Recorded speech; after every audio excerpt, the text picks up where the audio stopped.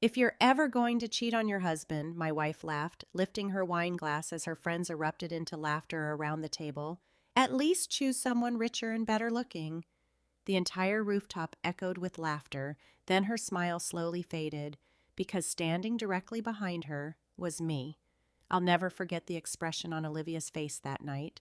The color drained from her cheeks so quickly it was as if every ounce of confidence had vanished in an instant. Just seconds earlier, she had been the center of attention at her friend Vanessa's luxurious rooftop party in downtown Chicago, entertaining everyone with jokes and expensive champagne. Now she looked like she wanted the ground to open beneath her. I should have turned around and walked away. Instead, I smiled. Not because I found it funny, but because something inside me finally made sense. For months, Olivia had been different. Late night work meetings, passwords suddenly changing, smiling at messages she quickly hid whenever I walked into the room. Every time I questioned her, she'd kiss my forehead, laugh softly, and tell me I was being paranoid. And every single time, I believed her. That evening, I had arrived late after finishing a brutal 12-hour shift at my construction company.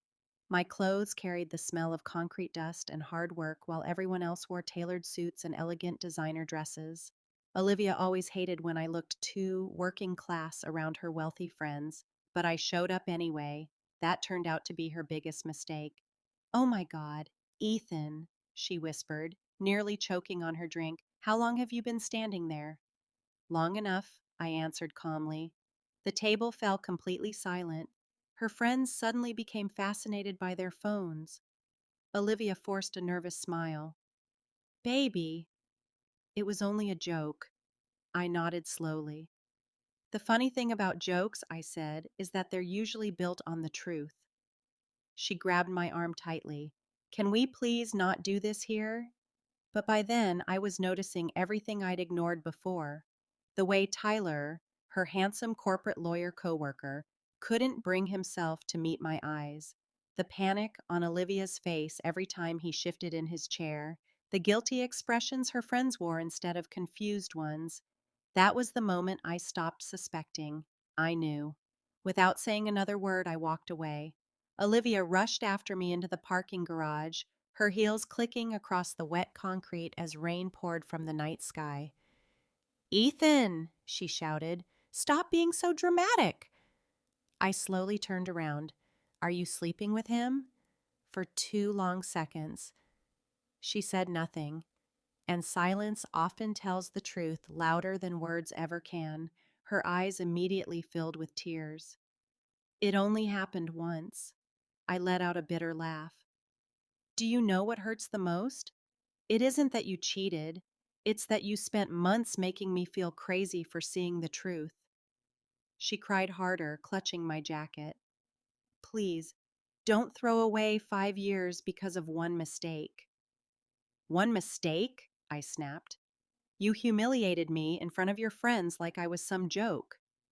Her tears stopped. Her expression hardened. "You don't understand the pressure I'm under. Everyone around me has husbands with money, status, and successful careers." I took a slow step backward. It felt like she'd slapped me across the face. Because finally, the truth came out. She wasn't embarrassed by my job. She was embarrassed by me, ashamed of the man who worked himself to exhaustion every day just to build a comfortable life for both of us. Before sunrise the next morning, I packed a single bag and left our apartment. Olivia called me 43 times. I counted every call. I answered none of them. Over the following weeks, something unexpected happened. Without constantly questioning myself or trying to prove my worth, my business began thriving. I focused harder than ever before. Within a short time, I landed 2 massive commercial construction contracts worth more money than I'd ever imagined earning. Meanwhile, Olivia's perfect world slowly fell apart. Tyler, the man she risked everything for, disappeared the moment our marriage started collapsing. He had never wanted a real relationship. Her friends stopped inviting her to parties. The same people who laughed beside her now whispered about her behind closed doors. Then one evening, she walked into my office. She looked exhausted. Her mascara was smeared.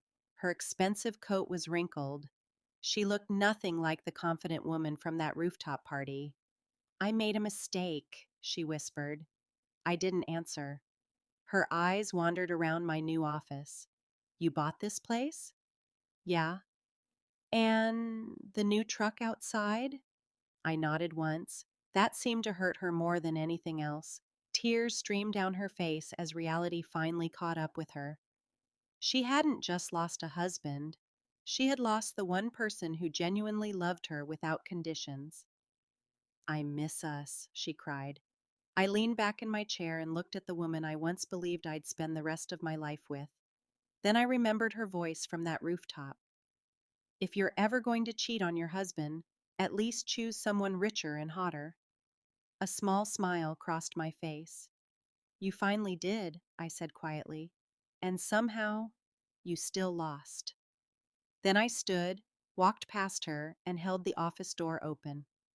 For the first time in my life, I watched her leave. And unlike before, I never asked her to stay.